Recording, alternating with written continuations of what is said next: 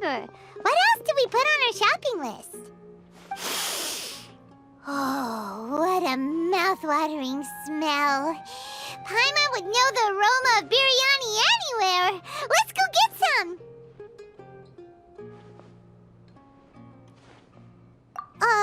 We can still add it to the list. Well, if it isn't the Traveler and Paimon. Wasn't expecting to see you here. Hello there. Oh, it's been quite a while.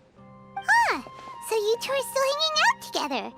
Dehya, didn't you say last time that you were gonna head back to the desert?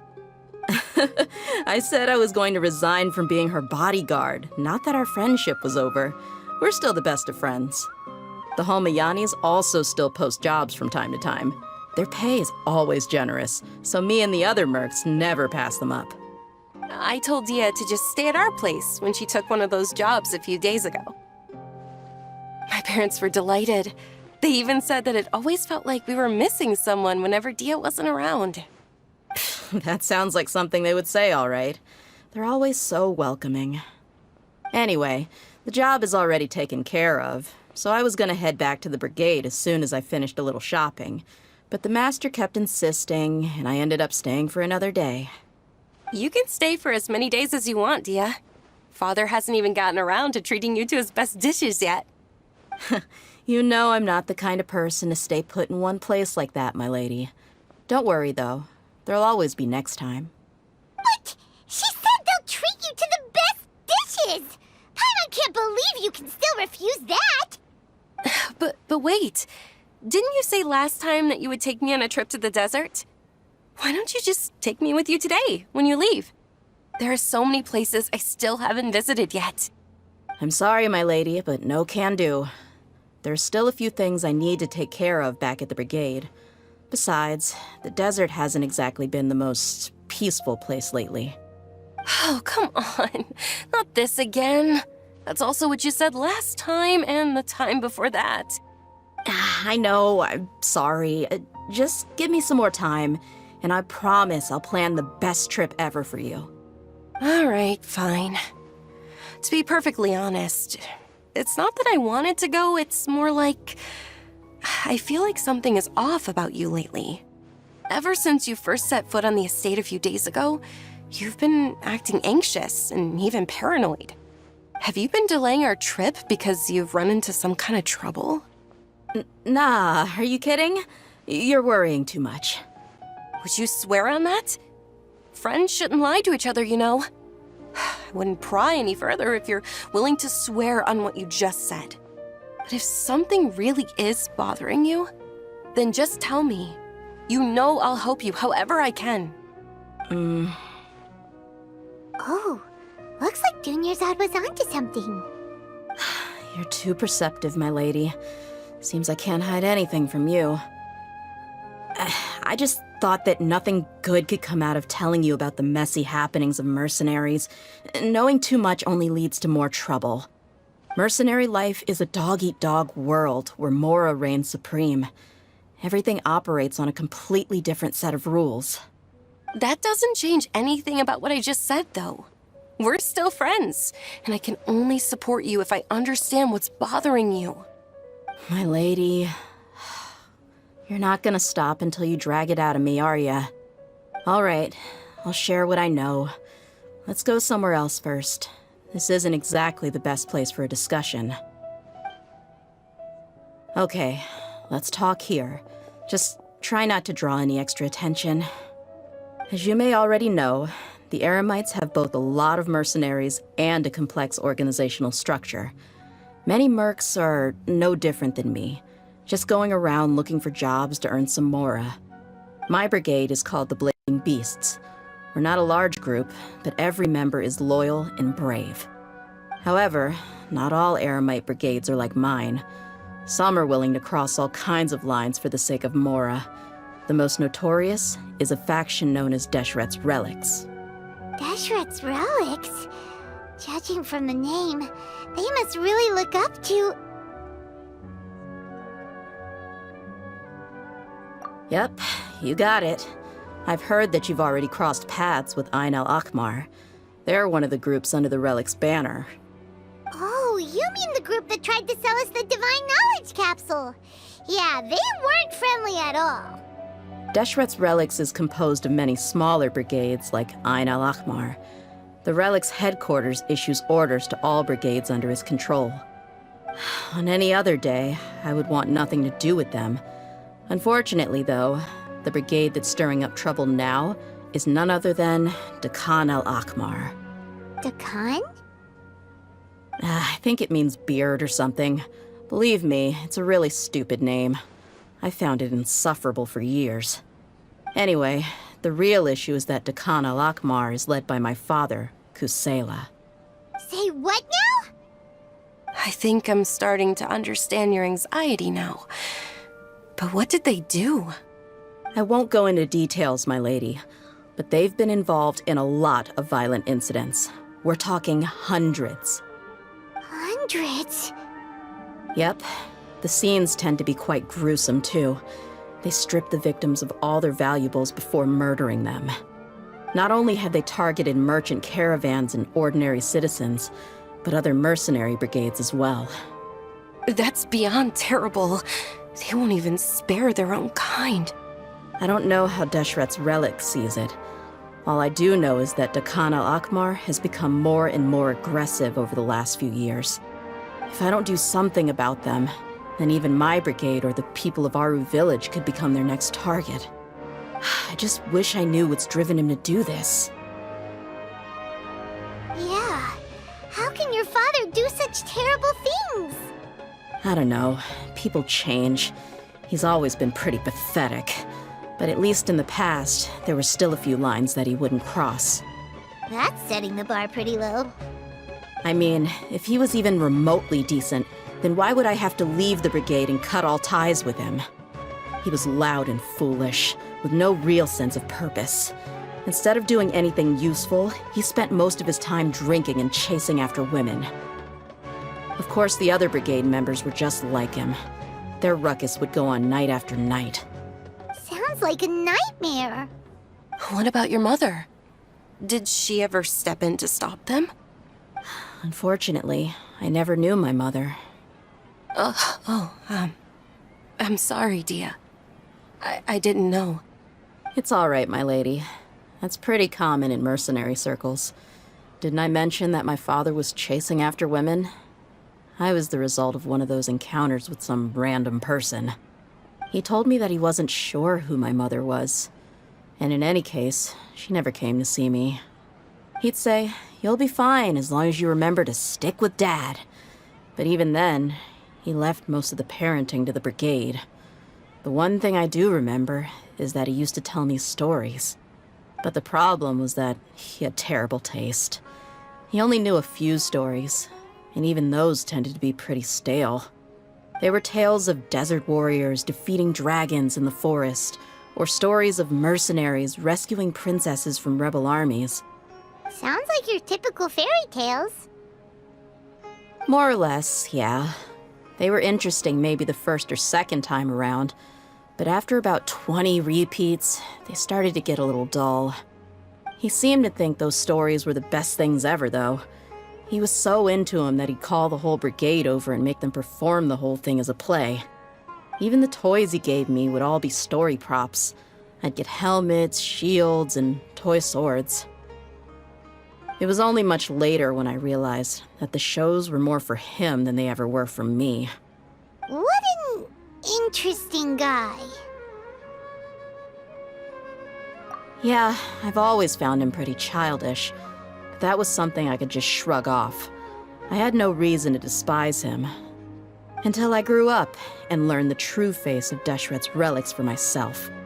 Looting, blackmail, violence, and fraud. They not only accepted such heinous acts, they would even openly boast about them. No one in the brigade was any kind of hero. Instead, my father and his cronies were more like the bad guys that needed to be taken down. Did they really think that as long as they didn't do any of that stuff right in front of me, I would never know? I think I can understand your feelings. The difference between perception and reality must have hit hard. Yeah, but don't worry, my lady. It's all water under the bridge to me now. I had a huge argument with my father and left that place behind for good. I'm not investigating them due to any bitter feelings I still have towards my father. I just want to protect those that are close to me. Yeah, I told the boys to gather as much information as they could. Most of the reports concern violent incidents, but there's also some talk of smuggling. I see. But isn't this investigation incredibly dangerous? It is, but every mercenary lives life on the edge. It's a lifestyle that I enjoy. That may be true, but it'll be impossible for those who care about you not to worry. Well, now you get why I didn't want to share any of this with you.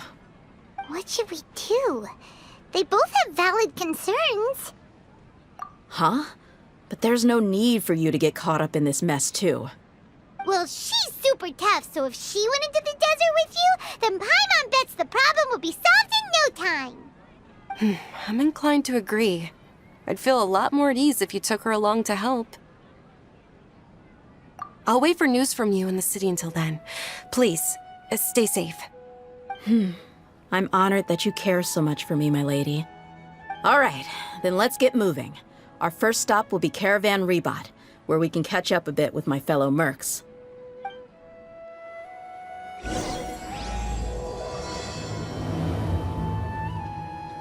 Studying is far less fun than making money. Please be careful. I'll stay in the city and wait for news from you. Just don't do anything reckless, all right?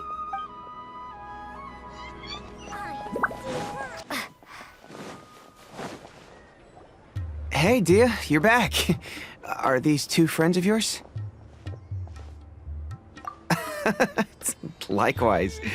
There's no need to be so formal with us. We're a pretty casual crew. Anyway, since we've got a newcomer, let me fill you in on what the Khan al-Ahmar's been up to lately. They've become extremely aggressive. Apparently, even their own now have become acceptable targets. They even attack other relics brigades, just the same as any other mercenary brigade. Even the most ferocious beasts still protect their own. But it sounds like they've thrown that straight to the wind. That's right. Once they've collected enough loot off the other mercenaries, they sell it off to a different brigade, or turn to merchants on the black market. A portion of their profits is immediately exchanged for more food and weaponry to be used in their next violent operation. That's terrible! Yeah, and it really makes you wonder why they're so desperate for Mora. A few days ago, Isham and I trailed them for a while, and even disguised ourselves as merchants to conduct trade with them. We were able to learn a few things from the exchange. Rather than saying they're out to plunder and hoard Mora, it'd probably be more accurate to say that they're experiencing an internal power struggle. Wait, a power struggle? You heard me right. The vast majority of their victims are mercenaries from the other brigades of Deshret's relics. If their only goal was Mora, they could have gone after anybody. The targeted nature of their attacks points to a power struggle between the different brigades within the relics. That's the only plausible explanation we have. Unfortunately, we weren't able to find out anything more specific. It seems they're also trying to keep things under wraps. Oh, one last thing we discovered was that over the past few years, as the Khan al-Ahmar became more and more active, Deshret's relics as a whole became a lot weaker. It sounds mighty strange to me, too. Harun, you can leave the rest of the investigation to us.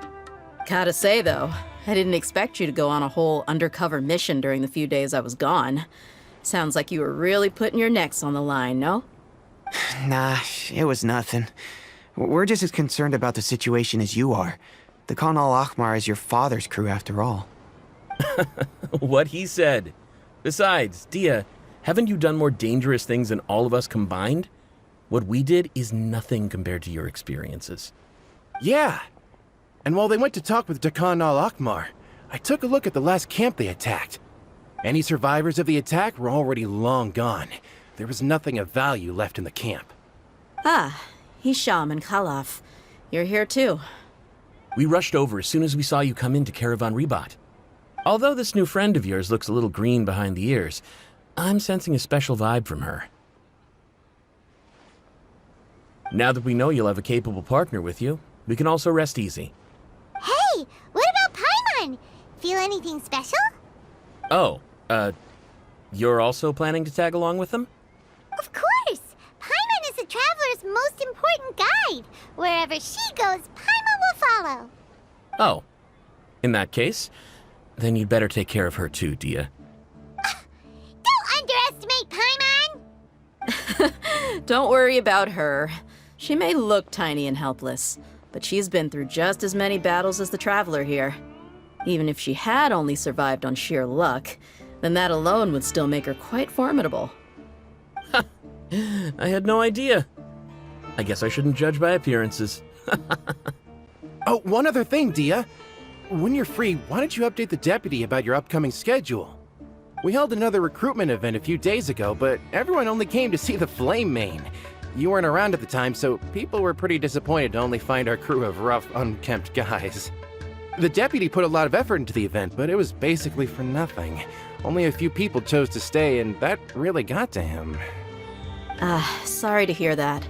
I'll be sure to bring him some great liquor next time. I left in a hurry and I couldn't make it back in time for the event. Gotta admit, I can understand their disappointment, though. You're our brigade's main selling point, after all.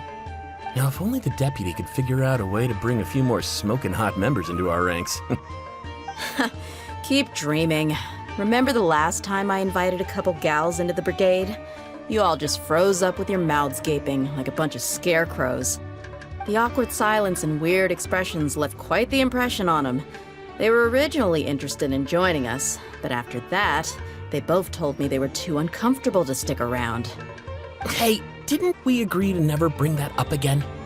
Huh? Wait, are you serious? Why have I never heard about this? I don't think you were part of the brigade yet. Are you kidding me? I missed a once-in-a-lifetime moment like that and you weren't even gonna tell me? All right. We can tell you about it later. Now's not the time. Hey, don't you try to change the subject. You and Hisham get your butts over here and tell me everything right now. Are they always like this? More or less. There aren't many rules or graces when it comes to mercenaries. We're used to just speaking our minds. If someone starts getting under your skin, you just yell right back at them. And if that doesn't put an end to it, then you just challenge them to a fight. But we also don't tend to take many things too seriously. Being direct and getting it all out of your system as soon as things come up is better than keeping everything bottled up, never talking about it. That's also why I never spare their feelings when I talk to them. If I want to laugh, I'll laugh. If I'm angry, then I'll unload on them. It's hard to stop once you get used to it. Though, I can never do that when I'm with the Homayanis. Hey, knuckleheads! Can you at least tell me the rest of the intel before you go back to your bickering? Yeah, you hear her, Holof? Told you we gotta focus on the investigation first. I drew up a map. Right here's the spot. There you'll find the merchant caravan responsible for getting rid of Dehya al-Akhmar's looted goods. All you gotta do is wait and ambush them in the evening. They'll have no idea what hit them. Perfect. Thanks for that. Be sure to pass my regards to everyone else in the brigade as well. Will do. You stay safe, Dehya.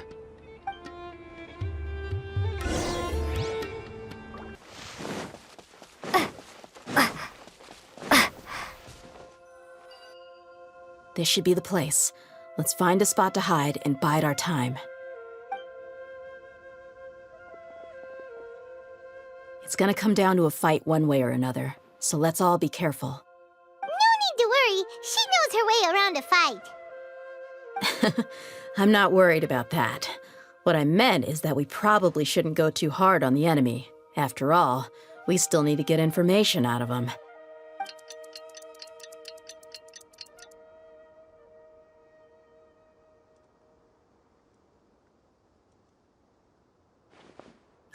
Here they come. You ready? Let's not give them a chance to react and end this quickly.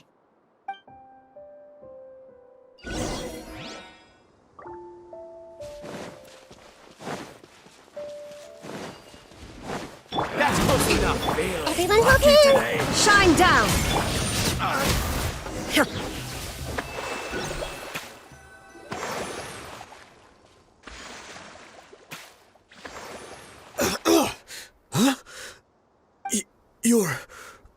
The Flame Mane!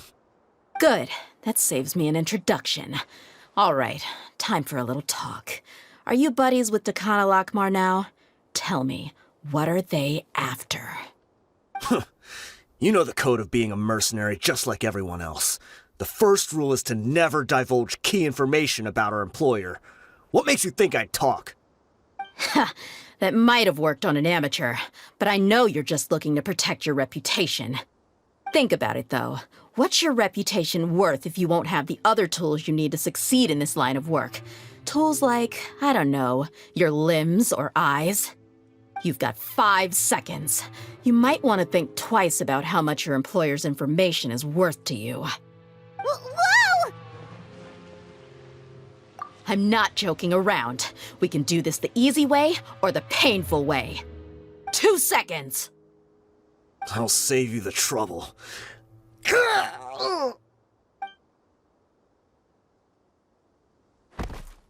Huh? Are you crazy? He tried to bite off his own tongue. Quick, search the area for any first aid supplies. I definitely didn't expect him to go that far. Thankfully, the wound wasn't too deep, and he just passed out from the pain. But why would he be so extreme? I just wanted to test his mettle. You can get a lot of mercenaries to talk just by threatening them. I didn't expect him to be willing to go through so much pain just to deny us some intel. Well, he's out cold for now. We could wait for him to wake up, but maybe it's not a good idea to interrogate him any further. What should we do? Yeah, don't worry about it.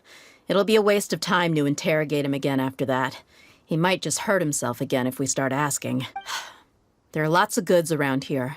Let's search the area. Maybe we'll be able to find something. I'm really sorry. We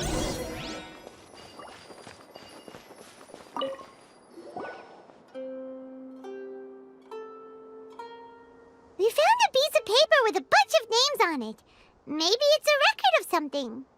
Let me take a look. If this really is a merchant caravan, they should have a record of their transactions. Yep. I see an entry for Dakana Lakmar right here. Kusela, Idrisi, Bashar, and Takriti.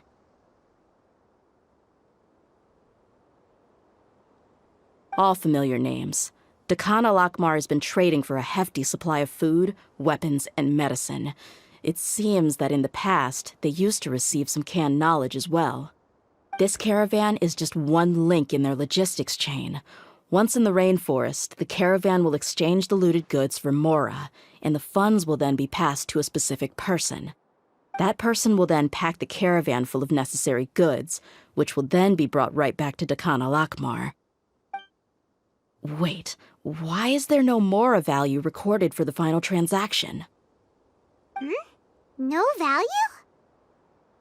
Yeah, every transaction before the last one was marked with an exact amount of mora, but the final one, where they paid for everything to be brought back to the desert, was simply marked as delivered.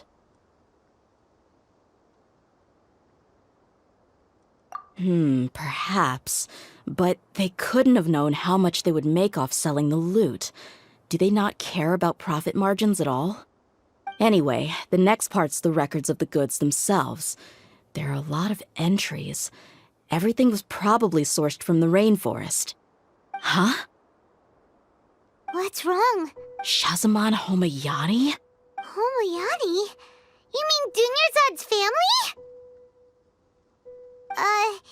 Could it just be another family with the same last name? I'd be surprised to find someone with the exact same first and last name. Shahzaman Homayani is Dunyarzad's father, and the head of the Homayani family. Just what the heck is going on here? I'm sorry, you're right.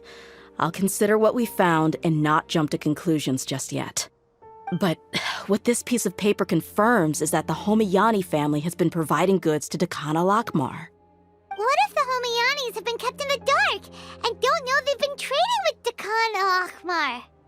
That's a possibility, but if that was the case, why is this caravan specifically named Shahzaman as their person of contact? They could have just as easily bought goods such as food and medicine directly from Caravan Rebot or Port Ormos. Yeah, funding violence and looting. The brigade gets the goods, and he is paid the proceeds from the sale of the loot. But why would he do something like this? It's not like the Homianis are in need of money. I honestly have no idea. I've been to their estate many times, and I've never noticed anything suspicious. The only potentially large expenditure I could think of would be the treatment costs for Dunyarzad's Elazar. Maybe they borrowed a lot of Mora in the past? But that's still just a speculation. I don't think the Master would stoop so low to make Mora. You're probably right. I know my lady's personality, and she wouldn't deliberately keep something like this from us. But what should we do now? All we found is just another mystery. If you ask me, we already have no choice but to confront her about this. I'm not worried. It's too early to make a verdict yet. I still have faith in the Homianis. Let's go find my lady again. We'll tell her everything and see if she's willing to lend us her support. If we're lucky, we can not only figure out the mystery of this paper, but also follow the trail of breadcrumbs to the people responsible at Dakan al-Akmar. Dehya, are you sure this is the best decision? What if instead of getting the help we need, we just end up revealing everything we've discovered to the enemy? I've considered that possibility, but even still, I want to tell her what we found. I think I owe her that much. True friendship is built on trust. She showed genuine concern for me when we first brought up the topic. I can't repay her kindness with doubt and suspicion. That's not how I deal with people. You're right. Paimon wants to trust Dunyarzad too. Yeah. Let's pay another visit to Sumeru City.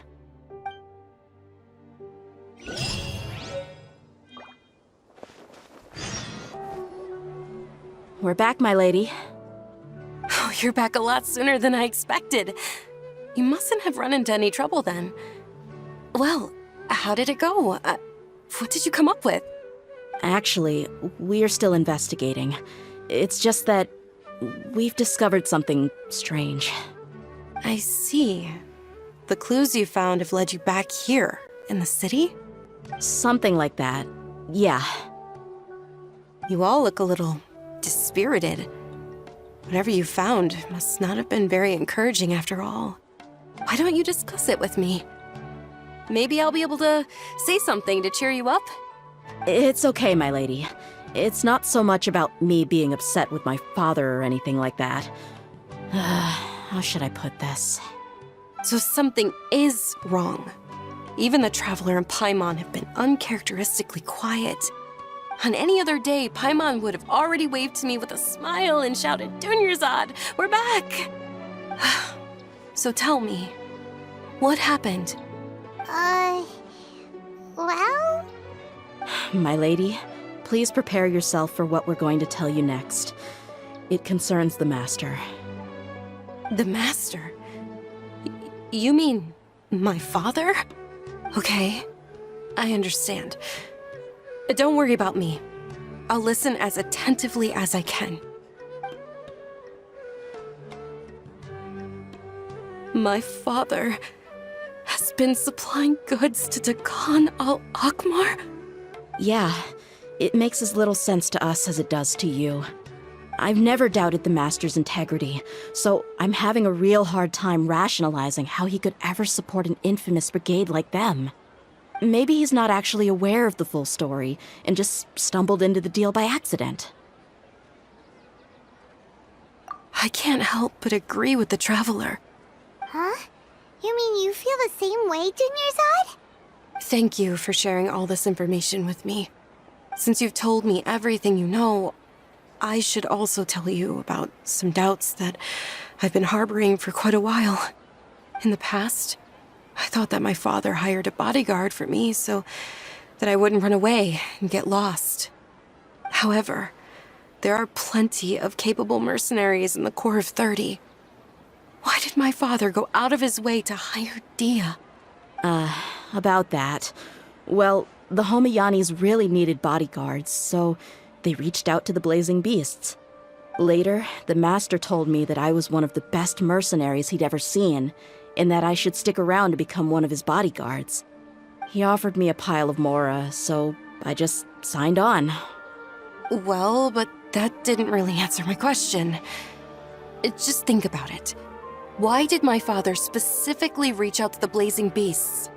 Maybe the Corps of 30 just didn't have anyone available, or maybe someone recommended us. I've never given it too much thought. I think I get what you're saying. You think none of this was a coincidence.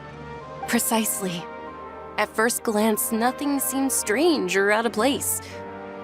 But there are many parts of the story that don't actually make any sense. If my father had always been in contact with Dekan al-Akmar, then it would make sense for him to bring Dehya into our house. You mean the goal all along was to get Dehya to be your bodyguard? No, that's too much of a stretch. I cut all ties with my father a long time ago. He has no control over my life anymore. But that still doesn't rule out the possibility that your father has still been trying to influence your life without you knowing. So, the Master was not likely an innocent victim in all of this? Sorry we put all of this on you so suddenly, Dunyarzad. It's okay, Paimon. I should actually be thanking you. Regardless of his reasons, if my father has truly been funding a violent group of mercenaries, then it's my duty to bring him back to reason.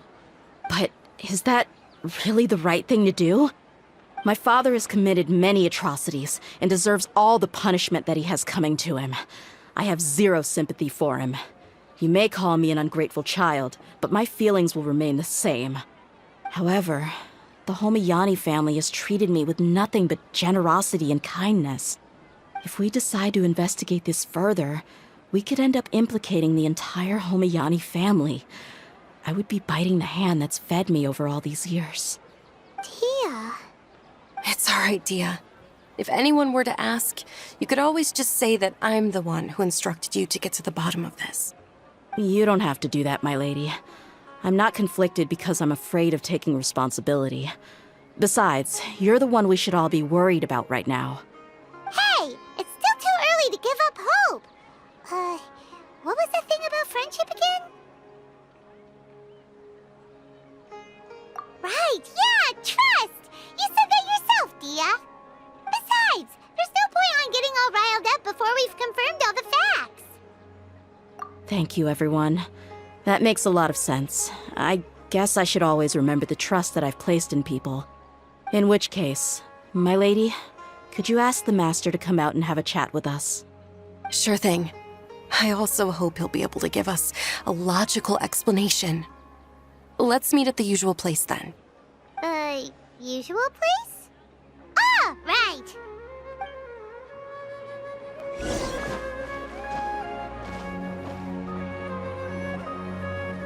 Thank you for coming, sir. Please allow me to introduce these two. This is the Traveler, and next to her is her travel companion, Paimon. Yes, my daughter has mentioned them from time to time. It's a privilege to finally meet them in person. But we may skip all the pleasantries for now.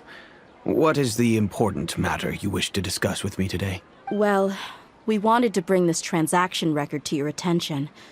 There's something on this record that we're all pretty curious about. So, that's what you found? Huh. Seems like I can't keep everything from you much longer. If you wouldn't mind, we'd like an explanation. Well, it's a long and difficult story.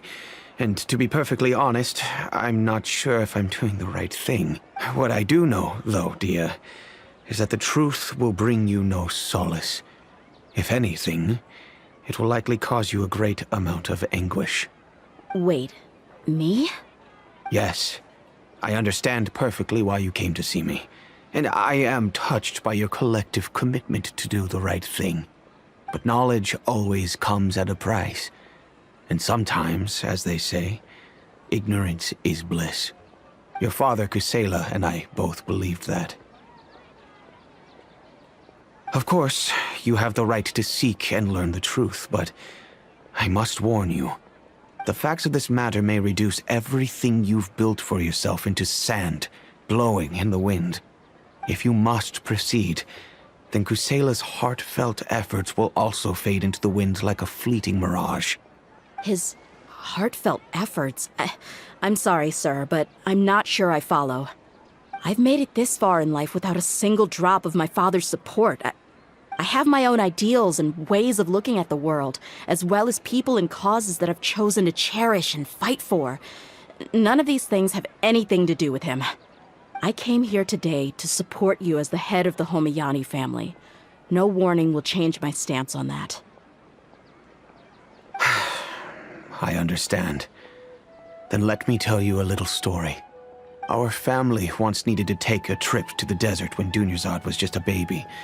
Along the way, we were attacked by bandits. They had superior numbers and quickly overpowered our bodyguards. When all seemed lost, a group of passerby Eremites lent us their support. Those Eremites were Kusela's brigade, Dekan al-Ahmar. Kusela's men told me that the attackers were Eremite mercenaries, just like themselves. I was shocked. Why would Dekan al-Ahmar go so far to save us and not spare the fellow Eremites? Kusela was grinning and walked over to play with baby Dunyarzad. She was startled by his unfamiliar face and nearly started crying. Really? I never knew. He said that he had no particular reason to help us. He just took pity on us because he had a daughter about the same age. We started talking about our children, and I sensed that he was a devoted father. To repay his kindness, I hired his brigade to help out at our estate for a time and offered everyone generous remuneration. So, that's what happened. It was many years before I saw him again. I almost didn't recognize him the next time he came knocking on my door. The man I knew to be strong and healthy had been reduced to a shell of himself. He couldn't even walk anymore without his cane. So, what happened to him? He was perfectly fine when I left the brigade. I'm not too sure myself. The only thing that didn't change was his cheery disposition. He said there was absolutely nothing to worry about and that he had gotten into a fight. That was all. He then suddenly asked me if Dunyarzad, now that she had grown, would need a bodyguard of her own. At the time, Dunyarzad was going through a particularly severe bout of her Elazar. There was no need for her to have a bodyguard when she could barely leave the house. But he kept coming back to the topic. Come on, it never hurts to be safe. How do you know a bodyguard won't come in handy one day? I was completely lost at first, until he recommended the Blazing Beasts, and in particular, a mercenary named Dehya. So he was the one who recommended Dehya to you. Indeed. He didn't say it out loud, but it was clear that he saw Deshret's relics as an evil group who would eventually corrupt every member in their ranks. He was already beyond redemption, but he hoped that he would be able to detach his daughter from the vicious world of mercenary life. If Dehya could stay in my house and keep working as a bodyguard, then gradually her affinity for the desert would decrease, and she'd be able to leave her previous life behind. And that's why you offered her such generous compensation? Yes, but not just because of that. From the moment that he asked me for that favor, I also began to see Dehya as my own daughter. And that's also why I tried to persuade you to stay when you asked for permission to leave. I was willing to spend however much it took. Kusela saved my daughter and I all those years ago in the desert. I could never refuse him entrusting his daughter to me. He was always like that, acting like he's oh so smart and self-righteous. Kusela said that he'd reimburse me for a portion of Dehya's fees. I refused to take any mora from him, but he'd always sent me funds anyway. Eventually, I just accepted them as a token of his gratitude. And that went on for a while until I received another letter from him a few years ago. The letter contained a request to help him buy food, weapons, medicine, and even explosive materials. Wait! Isn't that around the time that Dakan al-Ahmar started becoming more aggressive? That's right. When I started to hear some nasty rumors, I became wary. I wanted to meet him face to face to discuss things. But by then, he was no longer receptive to my requests to talk. If I had to guess, it's probably because he doesn't want to put Dehya at risk.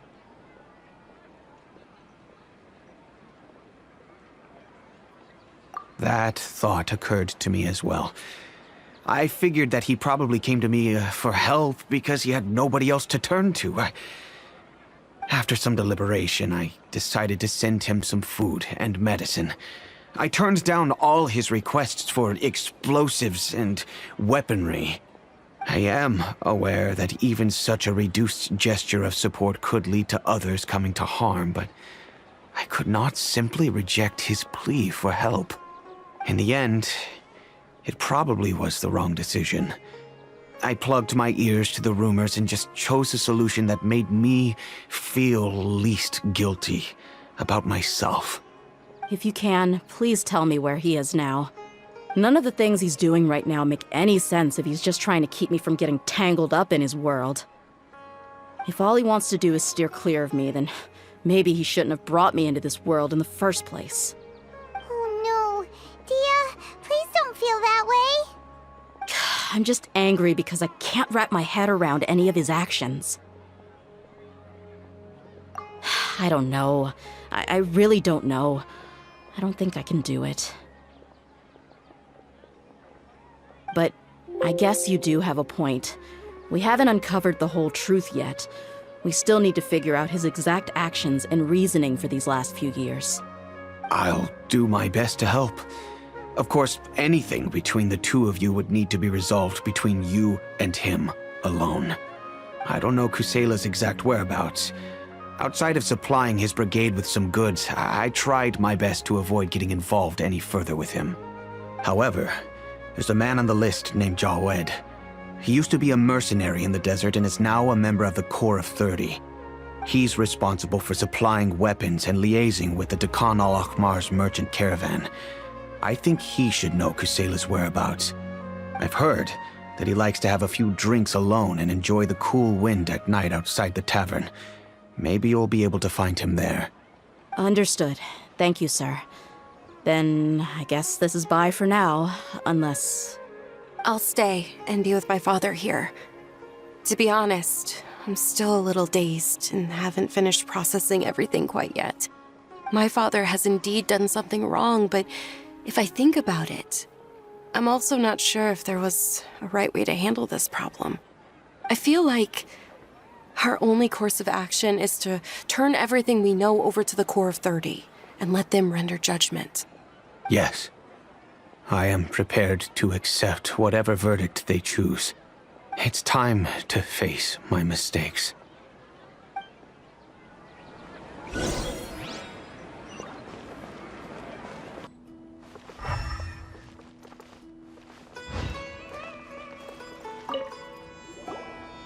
Huh? Who are you guys? I know what you've been up to. Smuggling weapons to violent brigades in the desert while working for the Corps? Pretty bold, if you ask me. Shh. Keep your voice down. How do you know all that? Come with me. We should take this elsewhere. I'll be happy to talk things over once we're somewhere private.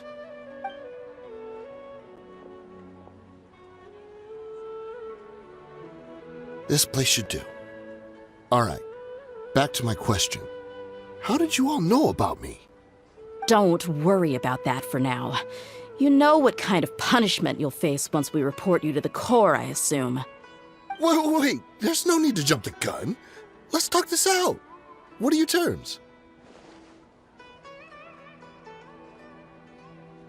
So what's in it for you anyway, Mora? Well, I was a little tight on money at the time, and Kusela took good care of me in the past. I weighed it in my mind, and I couldn't find a reason to turn the opportunity down. I wouldn't only be helping my benefactor, but I could also make some quick mora. Let me tell you how it is. We're investigating Dehya al-Akmar, and we're gonna put an end to their operations. If you provide some help for us, then we might just put in a good word later to reduce the terms of your punishment. Hey, why don't we discuss this a little first? Listen, I made quite a bit of mora from my last run. You just give me a number, and I'm sure we can... Shut it. My patience is running out. You should know when a mercenary is after something other than money. All right, sheesh. But you gotta promise you'll put in some nice words for me later. They're always on the move. Here's the spot they were at the last time I made my delivery to the desert. Feel free to go have a look. I'm just telling you, though, it's not on me if they're not there anymore. Sure. And then you can forget about any nice words from us. Hey, come on. Now you're just being unreasonable. Really? And how do I know you're not leading us straight into a trap? Don't forget, you're the one with no bargaining chips. All right, I get it. Why don't you go take a look, and if they're not there anymore, I'll try to figure out something else for y'all. Now that's more like it. Let's move. And as for you, try to stick around the city until we get back. You don't want us to call the folks from the Corps and have them drag you back to the city.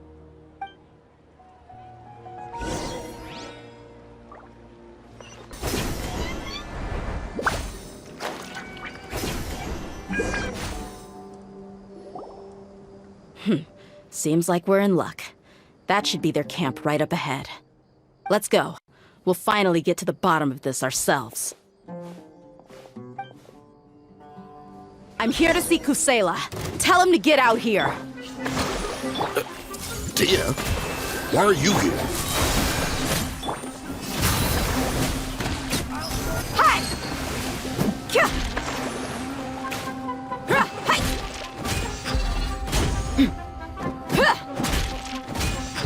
Kya! Ra! Grow.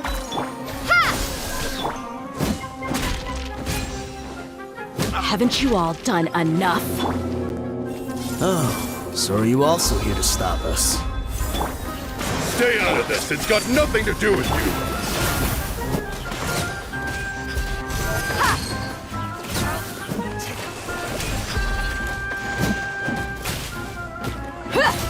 There is no escape!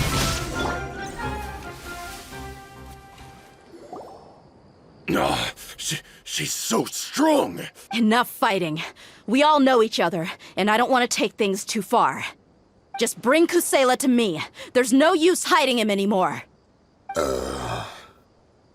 Did you understand a single word I just said? Or do I need to bash your skull in some more?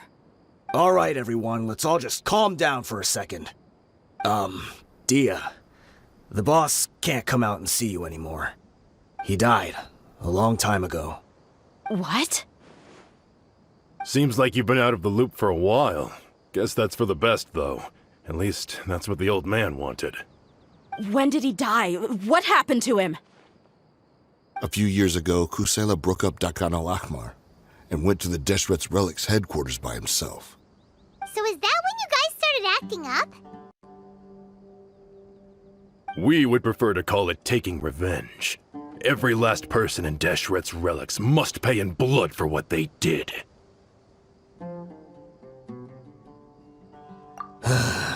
Let me start from the beginning.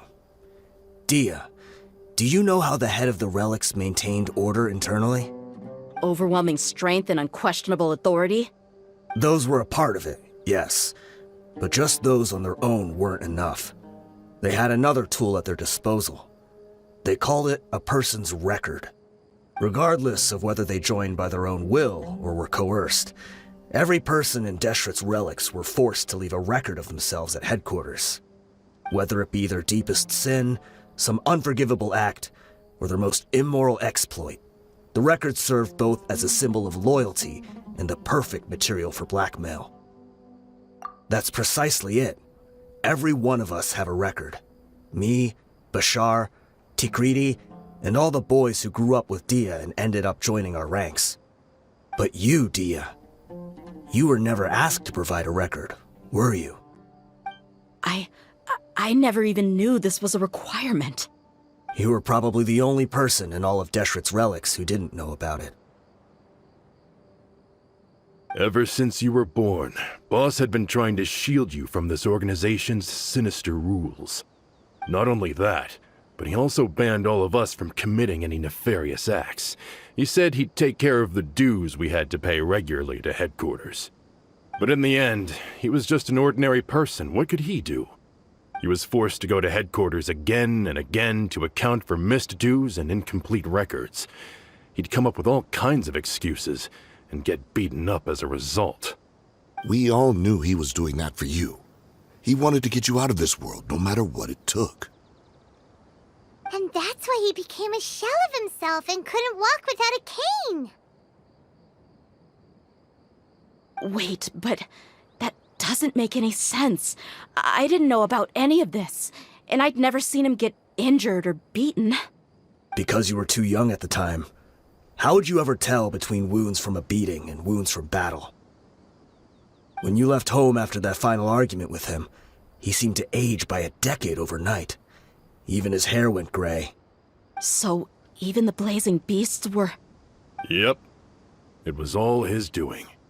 Had he not arranged them to come to you, you probably would have been reduced to a pulp before you ever left the desert. A few years ago, Boss said he needed to make another trip to headquarters. He was already pretty weak then, and we all assumed he was going to get beaten again. I suggested that he hand the role of leadership over to me, but he said there was no longer any need, since the Khan al-Ahmar would soon be no more.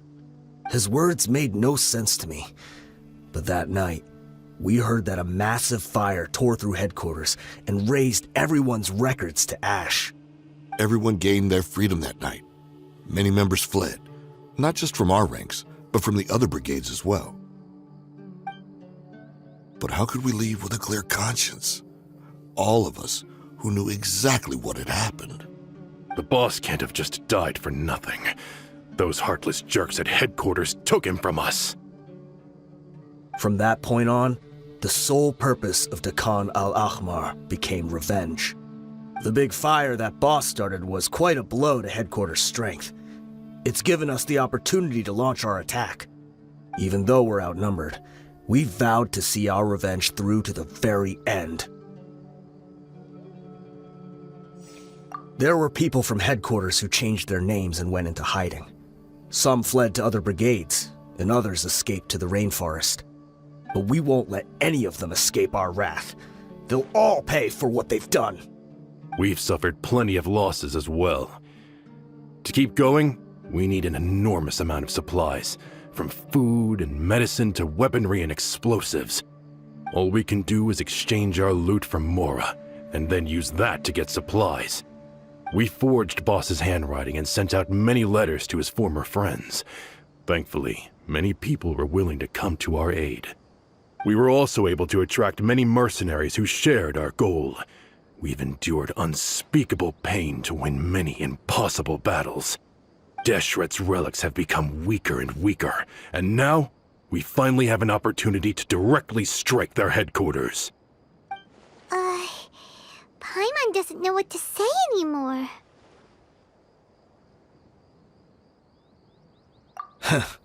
We do know right from wrong, but we were sinners from the very beginning. We do not deserve the freedom that the boss won for us with his life. Boss always loved his old-fashioned hero stories. Those tales about sacrificing yourself to save the world. We used to always laugh at him for it. But in the end, he really went and lived those stories out himself. As for me, I never considered myself a hero. We're all the lowest of the low. We have no right to even imagine such an existence. But maybe those hero stories he liked foreshadowed everything that was to come. The spirit of the hero touched all those he had saved, and more people joined his cause. Maybe we were all just acting along with the play in the beginning.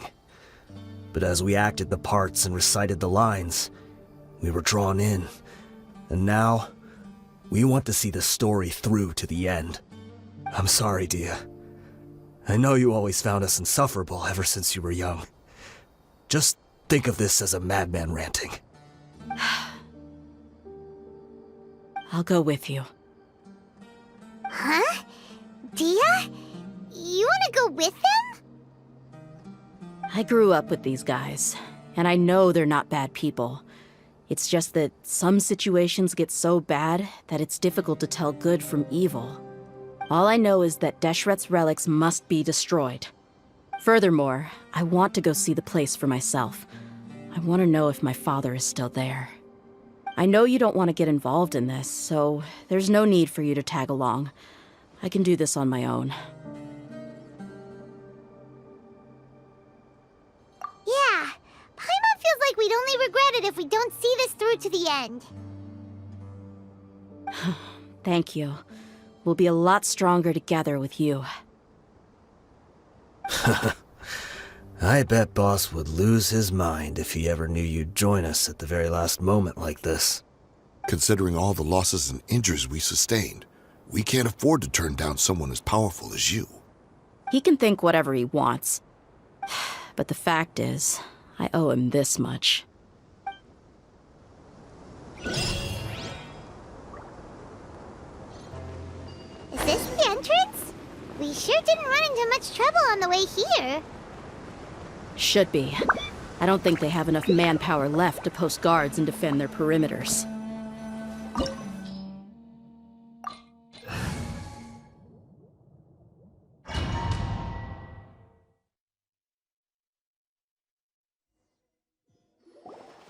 Wow.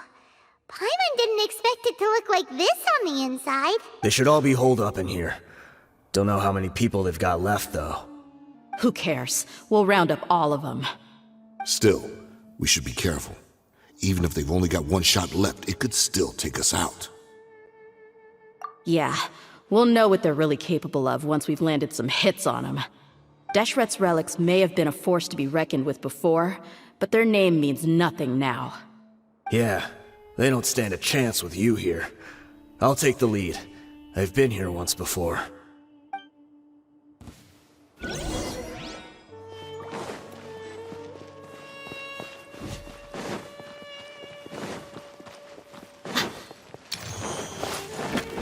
Hold the line! I see everything! You are not welcome here. Let's get it on! Illusion shattered! Inazuma shines eternal! I'll be back. Following order. New punching. This way, turn a little. Look alive! Rest and germinate! Propagate!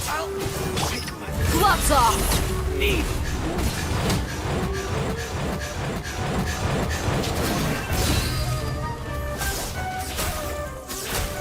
Hi! Everyone hold hands! Share my knowledge! Hold the line! Scatter! There is no escape! Buckle up! Ha! Ah! Billowing surge! This way, follow me. We're almost there. Wait!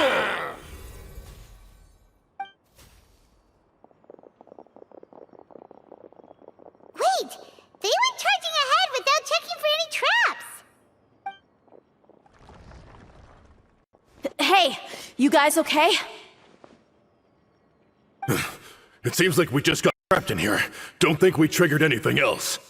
Watch out, the enemy's coming from ahead.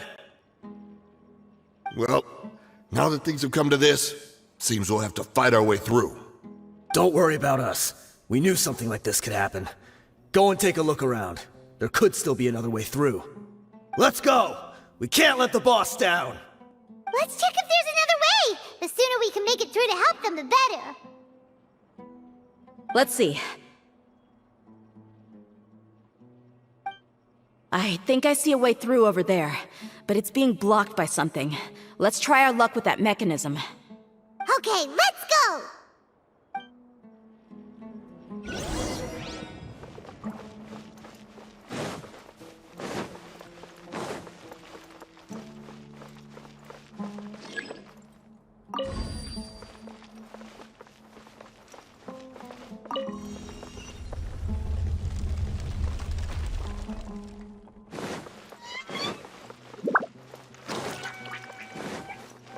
Move out.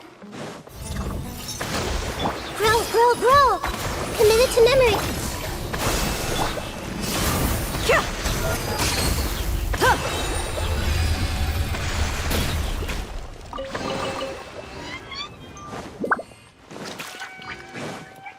Another mechanism like the one before, but this one's being blocked off in the middle. We just need to adjust it a little.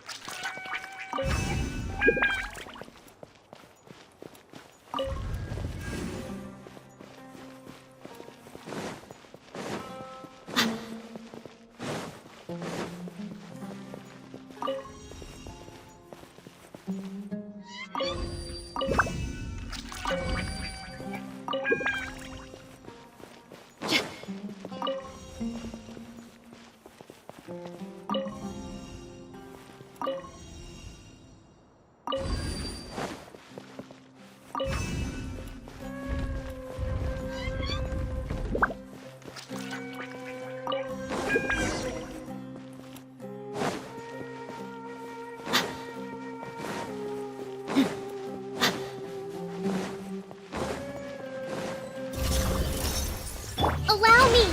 Grow! Look alive! You asked for it!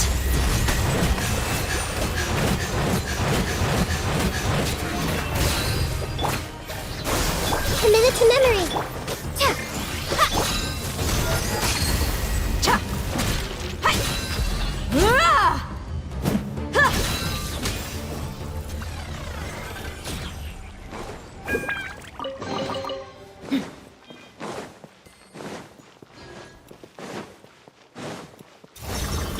Rest and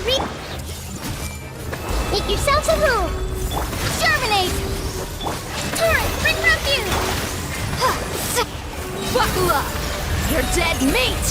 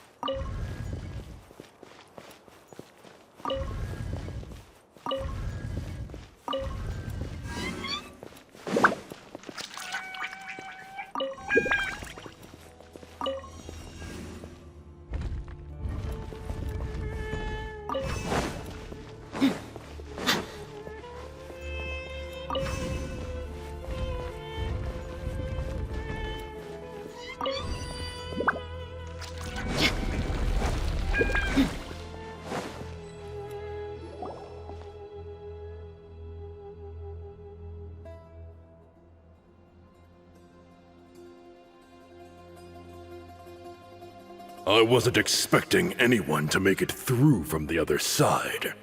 But as a desert dweller, I suppose we should be used to our folks defying all expectations. Don't waste your breath. You have nowhere to run. Run? Had I wanted to run, I would have fled 1,000 times already. I witnessed the golden age of Deshret's relics. Even if I could leave this place behind, all that awaits me now are endless days of humiliation and ruin. Even now, my brothers and I still believe in one thing. The greatest should never live to remember their fall. So you want to go out in a blaze of glory? Let us draw our weapons! We will show them the true power King Deshret bestowed upon his followers. They are but two, while we hold within ourselves the entirety of the relic's glory. Wave 1, charge! Eliminate them!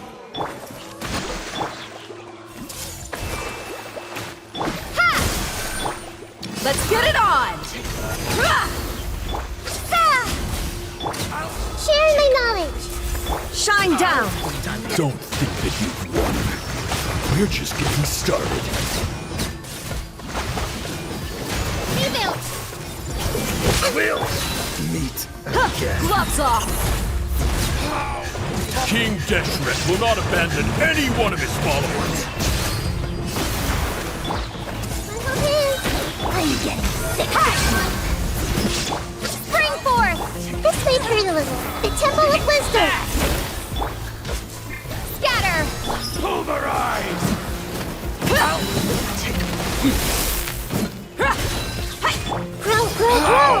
Brothers!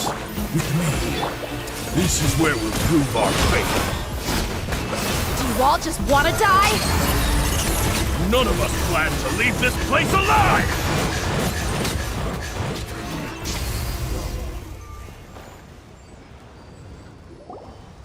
The commander has finally fallen. But they're still coming at us! This place is like a gladiator's ring. They just keep coming no matter how many we beat! Yes, keep fighting! There's no need to fear, and no need to back down! This is our last stand! When the next wave comes, try to draw away their attacks. I'm going to see if I can take out that high platform.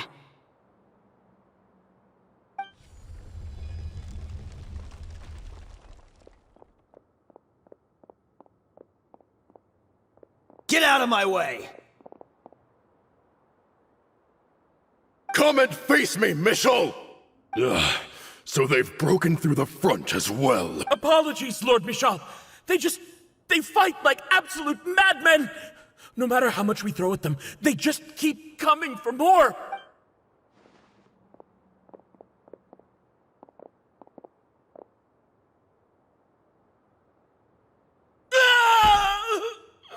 So, it would seem like this is the end. Time to pay for everything you've done, Michel. You think I would give you that opportunity? I will be buried in the sand, alongside all the rest of our fading glory. Hey, wait!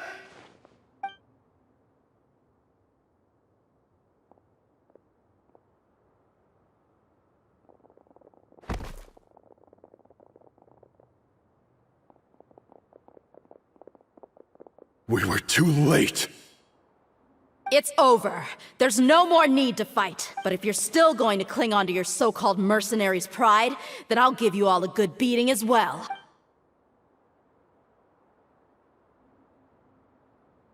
Hey, Dehya! I found the mechanism. I'll get you all back up here right away. Let's go.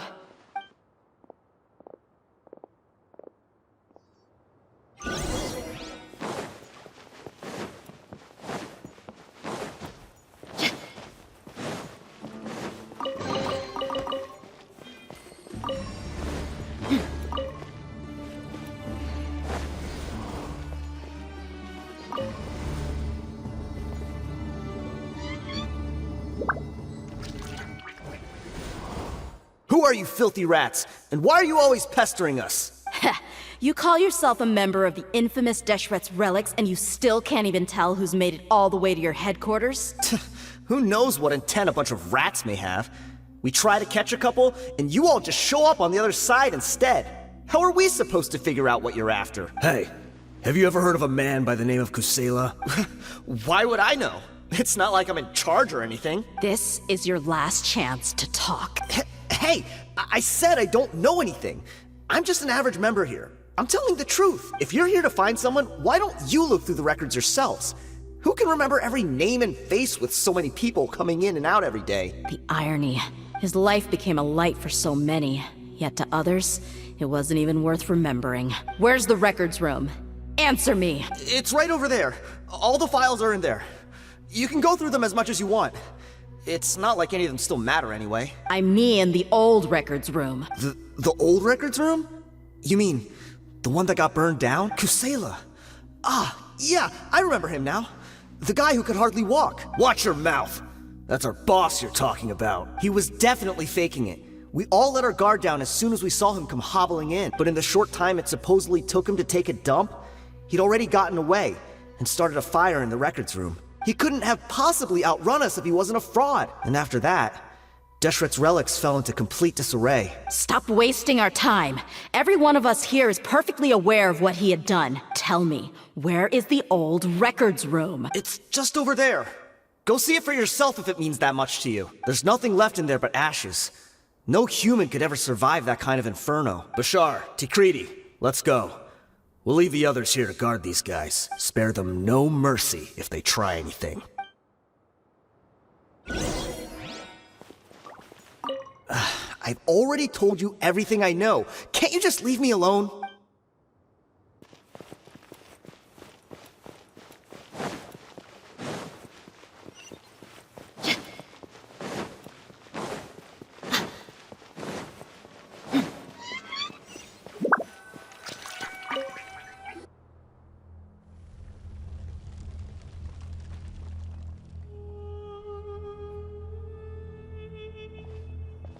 So, this was his final destination. How did he do it? Getting past all the guards with a limp and sneaking in here to start a fire? If he was nimble enough to do that, then he must have been able to get out of here after starting the fire, right? Dehya. I'm sorry. I know it's just wishful thinking. Let's look around. Maybe we can find something that's been left behind.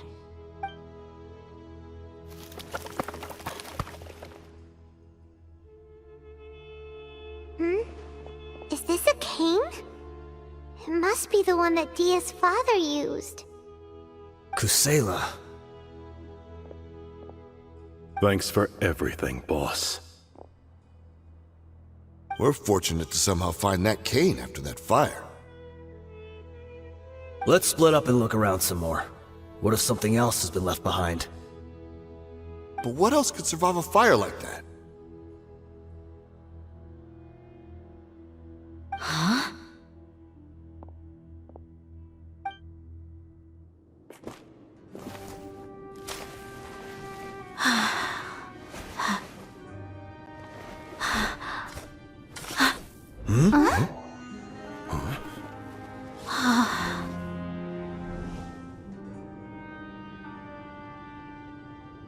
Thought so.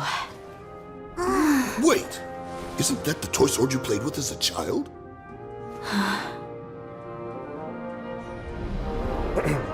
The dragon is no more, for Princess Dehya has slain it. Its head now hangs above the city gates. Her bravery has brought eternal peace and prosperity to us all. Dehya, come on. This is the most important line. You can do it. But Dehya, you defeated the dragon. Everyone's waiting for your speech. Still too shy, huh? All right, I'll do it. I hereby proclaim our victory. Evil shall plague us no more.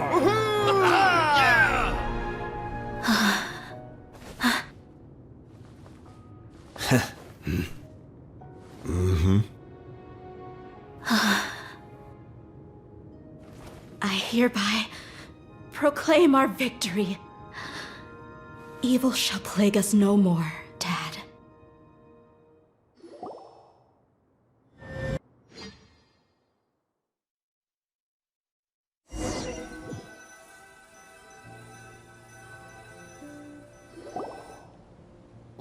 What's this? Don't you remember? You asked Paimon what she would do if she were to wake up tomorrow with loads of money. And Paimon said that she would get boatloads of tasty snacks. You looked super confused at the time, but said it was an adorable thing to say. These opportunities don't come by often. So today, Paimon's gonna treat you to a special crash course on Paimon's life philosophy. Hey, come on! Paimon's not that stingy.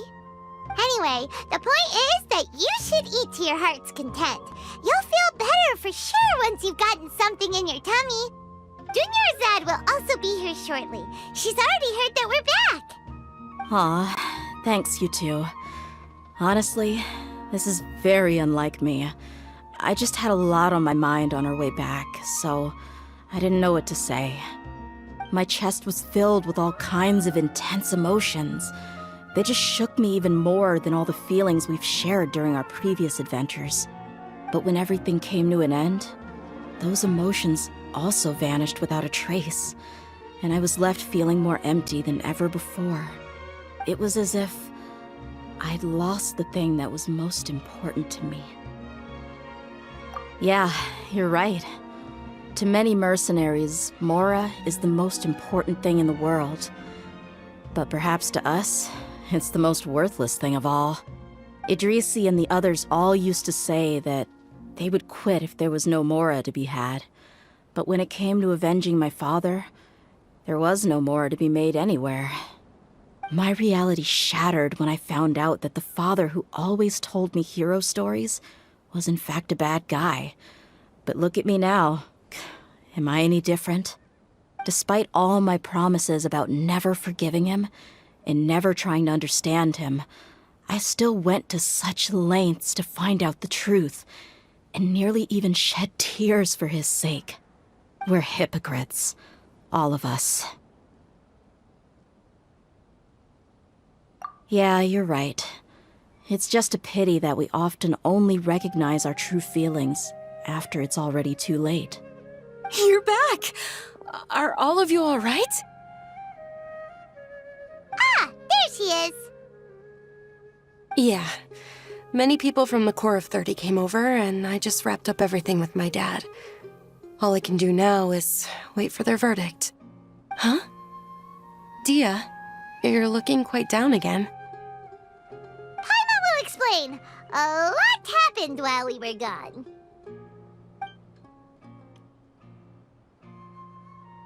I'm sorry. I really should have controlled my emotions better. I just... It's all right, my lady. You were hurt by all of this as well. Truth be told, I'm starting to feel a little guilty watching you cry like this. But Dehya, your pain must be even worse. You shouldn't need to comfort me. Hey, don't worry about me. If anything, this whole thing has finally shown me the difference between illusion and reality. My father probably thought that people could settle into new lives as long as they moved to a new environment. That thought has even crossed my mind a few times. It's like saying, what's wrong with adapting to a new life? However, there was always something deep within my mind that refused to accept it. This impulse brought me great turmoil, and even made me feel ashamed for turning my back on your father's kindness. But now that I consider it again, it all makes sense. The desert sands are a part of who I am, and I will never be able to lead a peaceful existence. I understand how you feel. That doesn't mean I won't be making any changes to my life, though. As an example, I'm now thinking about taking on some small odd jobs. It's just like Idrisi said. I also want to catch up to my father and become a character in his play. Even if the ending of the story may be childish and ridiculous, it won't really matter. Isn't that neat, though?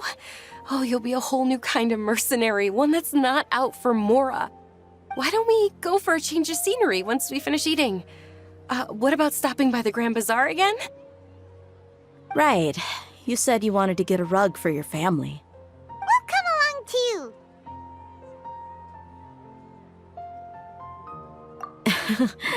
I can't thank you enough for taking care of me this entire time.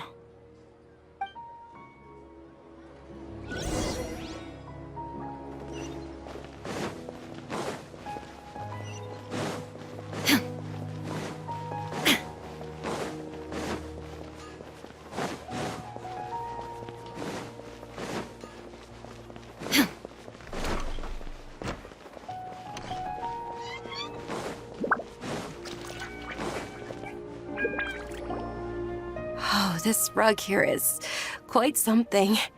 The craftsmanship is exquisite, and the fabric is also of high quality. Ah, here you are. Finally, I found you. Hey! Aren't you that mercenary who bit his tongue? You can still talk? Wait, are you here to take revenge on us? What are you talking about? Do I look like I could take you all to a fight? I just came here to give you something. I'll be on my way to give myself up to the Corps after this. Once I woke up, I hurried to the Khan al-Ahmar's camp, hoping to alert them to your presence. But when I got there, I found no one except the members who were still too injured to move. Ah, so you probably got there after us. Yeah, they told me that they had exacted their revenge, and everyone had turned themselves in to the authorities. Even that last camp was not going to last for much longer. I had joined the cause to repay an old favor from Kusela. Now that everyone's already turned themselves in, I might as well do the same. One of the injured members gave this box to me, and told me that it contained some of the old man's last possessions.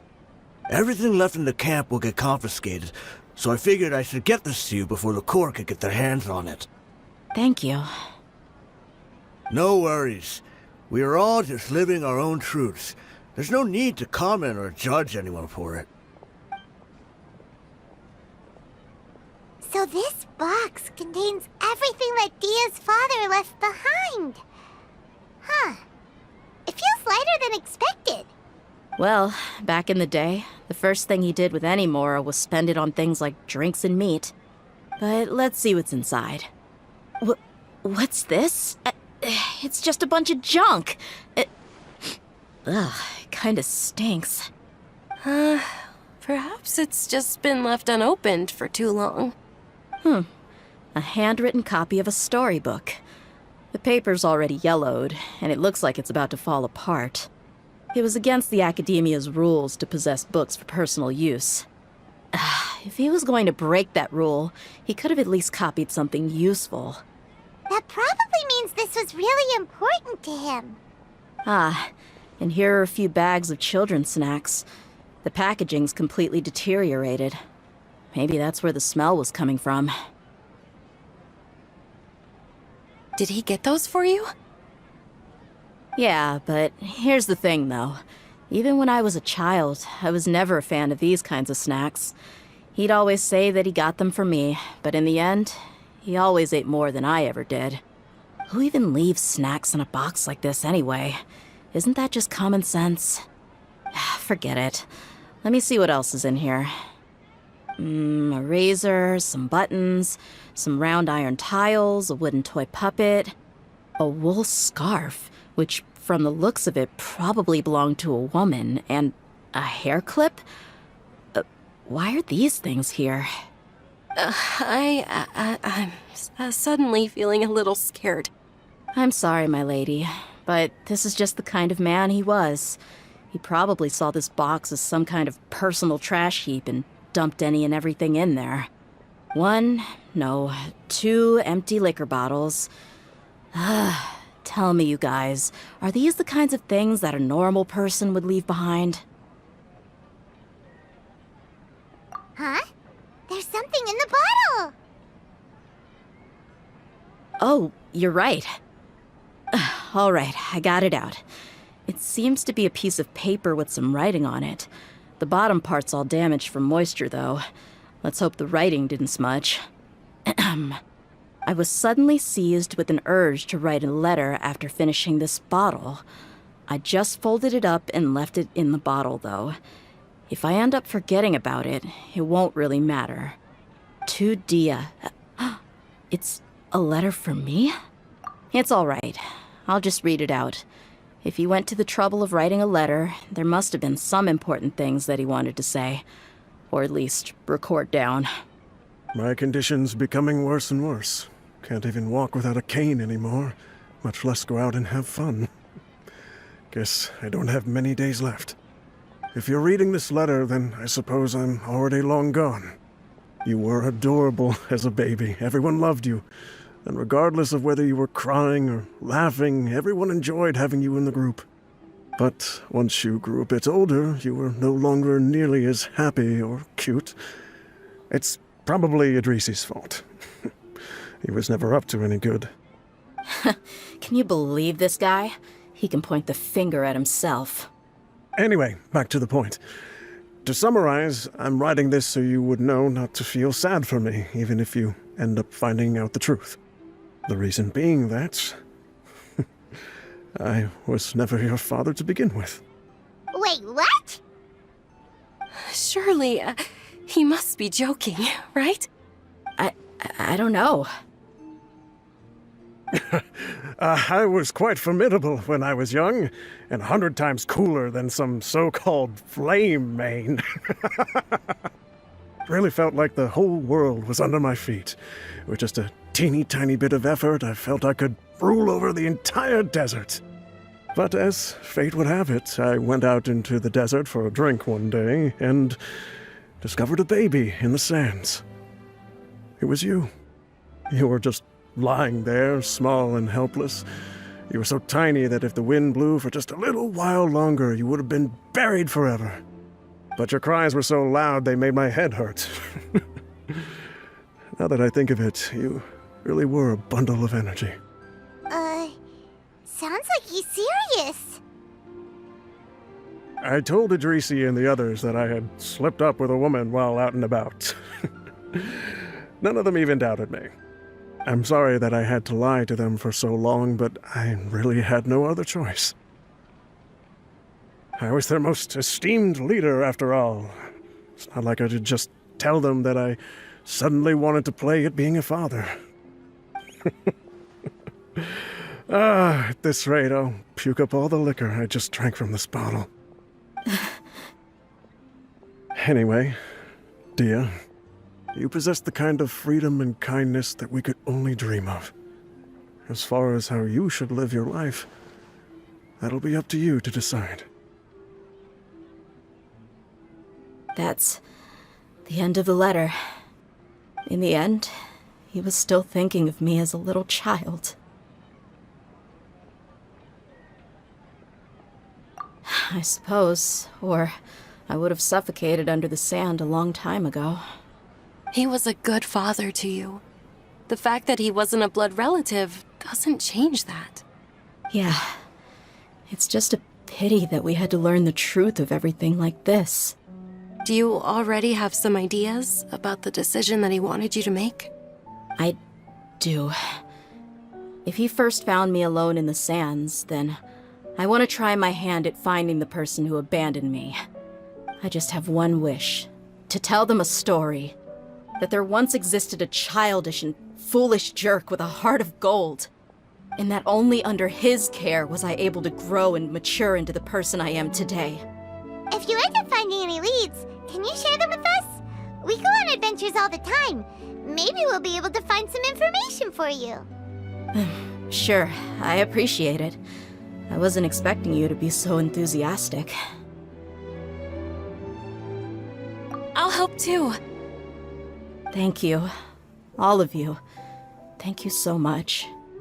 My life has certainly had its twists and turns, but I've always considered myself lucky. Because no matter where I've gone, I've always been surrounded by incredible kindness.